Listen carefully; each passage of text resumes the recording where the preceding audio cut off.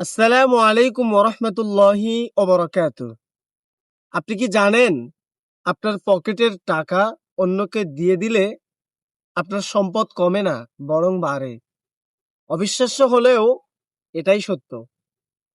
একবার এক ব্যক্তি রাসূলুল্লাহ সাল্লাল্লাহু আলাইহি ওয়াসাল্লামের নিকট এসে তার অভাবের অভিযোগ জানালেন। বললেন, ইয়া রাসূলুল্লাহ, আমার তো অভাব, আমাকে পরামর্শ দিন। তখন বিশ্বনবী সাল্লাল্লাহু আলাইহি ওয়াসাল্লাম ওই ব্যক্তিকে বললেন, তুমি আল্লাহ রাস্তায় দান করো। তাকে দান করার পরামর্শ দিলেন।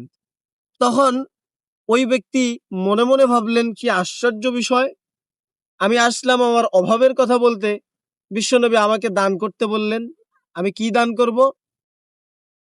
তখন তিনি তার কাছে যা সামান্য ছিল তিনি তাই দান করা শুরু করলেন। এরপরে দেখা গেল অলৌকিকভাবে তার ব্যবসায় বরকত হতে শুরু করলো। এক সময় তার সম্পদ অনেক বেড়ে গেল।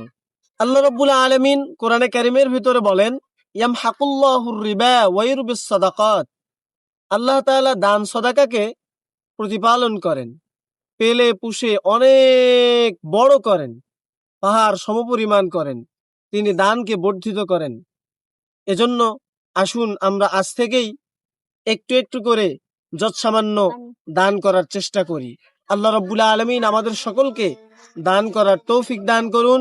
এই ভিডিওটিকে শেয়ার করে দিয়ে আপনিও আপনার আরেক ভাইকে দেখার এবং শোনার সুযোগ করে দিন।